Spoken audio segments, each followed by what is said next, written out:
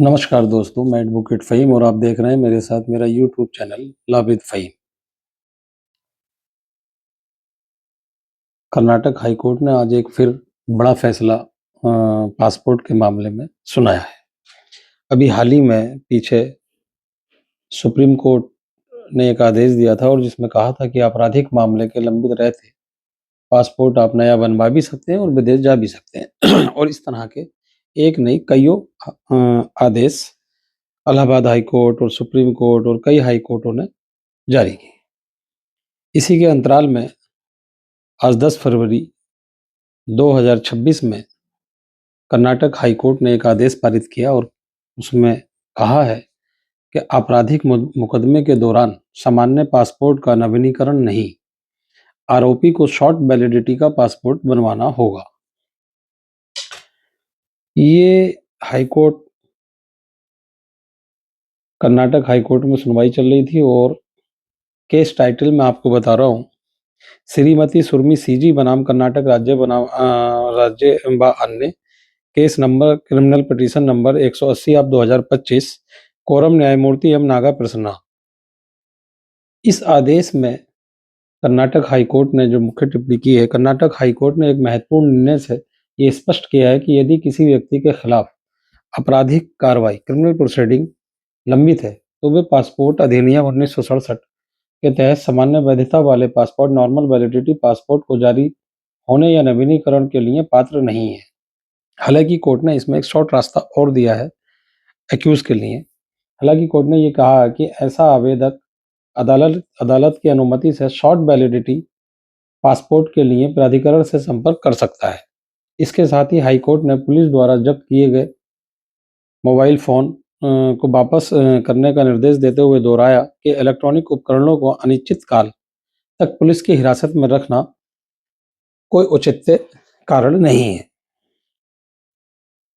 मैं इसकी थोड़ी-सी ये वीडियो लंबी होगी, लेकिन मैं इस मामले की पृष्ठभूमि आपको बताऊँगा, उसके बाद आगे चलेंगे जो आदेश दिया।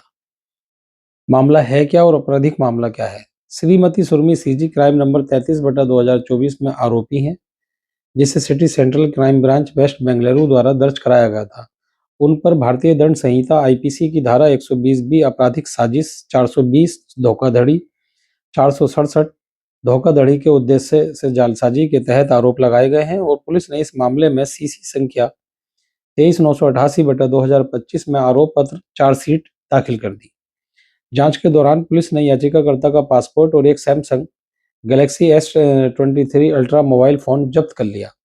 विदेश यात्रा करने के उद्देश्य से इन वस्तुओं को वापस पाने के लिए याचिकाकर्ता ने दंड प्रक्रिया संहिता सीआरपीसी की धारा 451 और 457 के तहत प्रथम अतिरिक्त मुख्य न्यायिक मजिस्ट्रेट के समक्ष आवेदन दायर किया।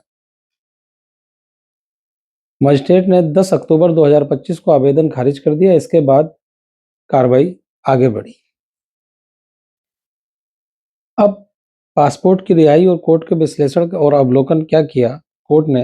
हाई कोर्ट ने अपने पिछले आदेश रिट याचिका संख्या 28/203/2023 का व्यापक संदर्भ दिया, जिसमें आपराधिक मुकदमों का सामना कर रहे व्यक्तियों को पासपोर्ट जारी करने के कानूनी ढांचे का विश्लेषण किया। खुल के विस्तार से उन्होंने इसको बताया। कोर्ट ने पासपोर्ट अधिनियम की धारा 6/2/F का परीक्षण किया, जो ये अनिवार्य करती है कि यदि किसी कथित अपराध के संबंध में भारत के किसी आपराधिक अदालत में कार्रवाई लंबित है तो पासपोर्ट प्राधिकरण पासपोर्ट जारी करने से इनकार कर देगा। कोर्ट ने केंद्र सरकार द्वारा जारी GSR 570E अधिसूचना दिनांक 25 अगस्त 1993 का हवाला दिया। यह अधिसूचना ऐसे नागरिकों को शॉर्ट वैलिडिटी पासपोर्ट जारी करने की अनुमति देती है, बशर्ते वे संबंधित अदालत से विदेश जाने की अनुमति का आदेश प्राप्त करें। अगर किसी के खिलाफ इस तरह का कोई मामला चल रहा है तो वो पहले कोर्ट में आवेदन देंगे विदेश जाने के लिए और कोर्ट से अनुमति प्राप्त करेंगे। उसके बाद वो शॉर्ट वैलिडिटी पासपोर्ट के लिए अप्लाई करेंगे।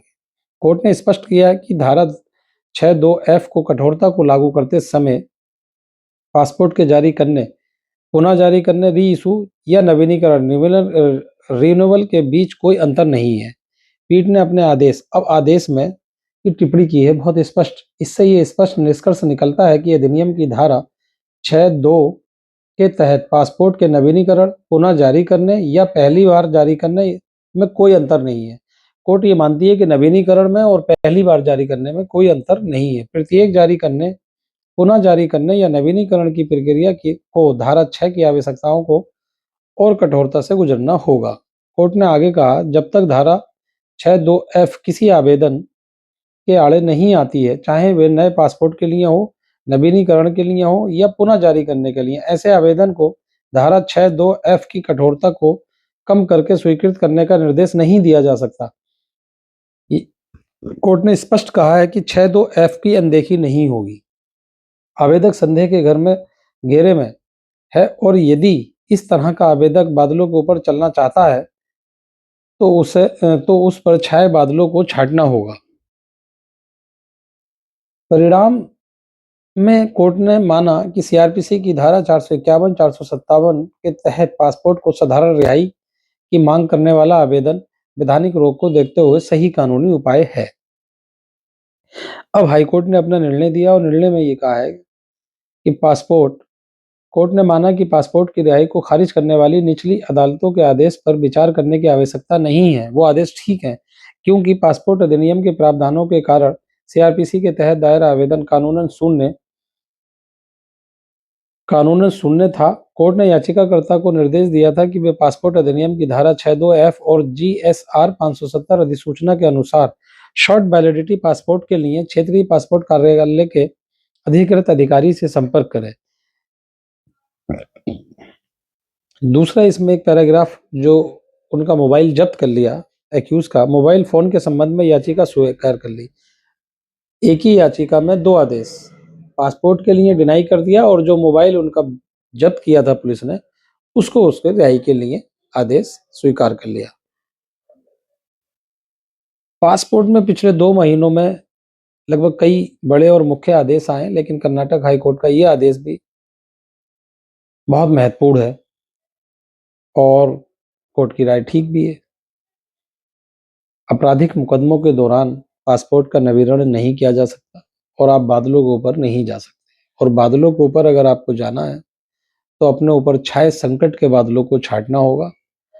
कोर्ट से आपको अनुमति लेनी होगी और फिर आपको जाना होगा। अगर कोर्ट समझेगी कि आप बाहर जा सकते हैं और वापस आ सकते हैं और ट्रायल का सामना आप माननीय न्यायालय में करेंगे, तब आपको अनुमति दी जाएगी। थैंक यू दोस्तों।